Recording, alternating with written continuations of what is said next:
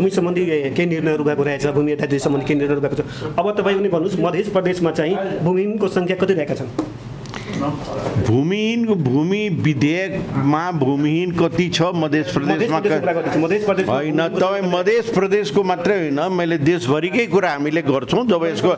जब यसपछि विधेयकको हामीले कुरा गर्छौँ, मध्य प्रदेशको किन कुरा गर्ने? तपाईँले एउटा इस्युमा भन्नुहुन्छ देशभरिको कुरा गर, अर्को देशभरि भूमिहीनको सङ्ख्या जे भए पनि सिद्धान्त हामीले कुरा गर्छौँ नि विधेयकमा। त मध्य प्रदेशको सरकारले विधा दियो कि दिएन? हजुर, मध्य प्रदेशको सरकार। अनि सीता भनेको मध्य प्रदेशको मात्रै हो र? होइन, त्यो होइन। सरकार त तपाईँहरूले दिनुभयो, जिम्मेवारी देखियो। तपाईँ जिम्मेवारी होइन देखिन त। सीता भनेको मध्य प्रदेश हो। सुन्नु, सीता भनेको त पुरा विश्वको भारत पाकिस्तान बीच युद्ध हुँदाखेरि तपाईँहरू बैठक बस्ने है। रेशम चौधरीलाई अब पक्राउ पुँजी जारी गर्दाखेरि, पक्राउमा पर्दाखेरि तपाईँहरू बैठक बस्ने। तर सीता जन्मोत्सवमा चाहिँ सरकारले विधा नदिँदाखेरि तपाईँहरू बैठकै नबस्ने। विधा नदिने भन्ने कुरा, विधा नदिने बारेमा सरकारले तपाईँलाई यहाँ तपाईँहरूको व्यवस्था देखिएन? होइन, बिल्कुल होइन। विधा नहुँदाखेरि हामीले आफ्नो कुरा गर्यौँ। विधा अन्यायको विरुद्धमा बोल्न हाम्रो प्रारम्भिक कर्तव्य हो, त्यो हामीले गर्यौँ। विधा नदिने सामाजिक कुरा हो, त्यो गलत कुरा सरकारले गरे हो, सरकारलाई हामीले सचेत गराउँ।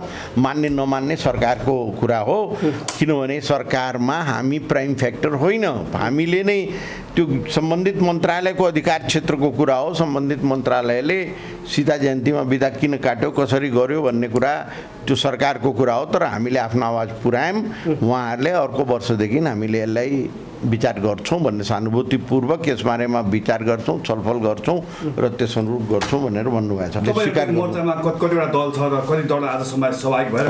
7 दल छ र 7 दल समाहित भएको छ।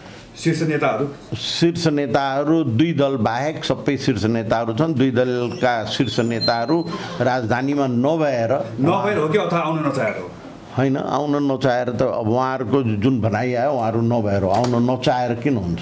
उहाँको प्रतिनिधि आयो, आउन नचाहेको त प्रतिनिधि नै आउँथेन नि।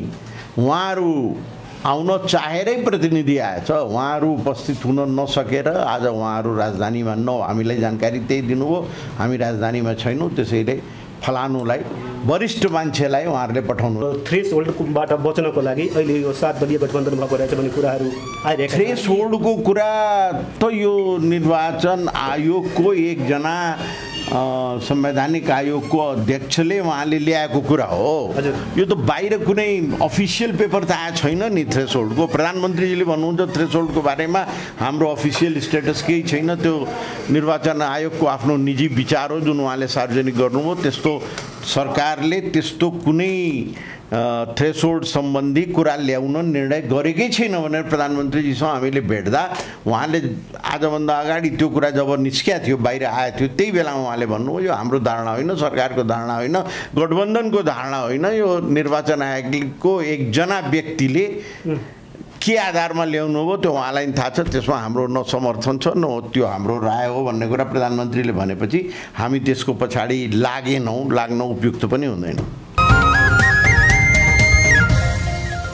मिथिला नेपाल टेलिभिजन सबैको लागि सधैँको लागि।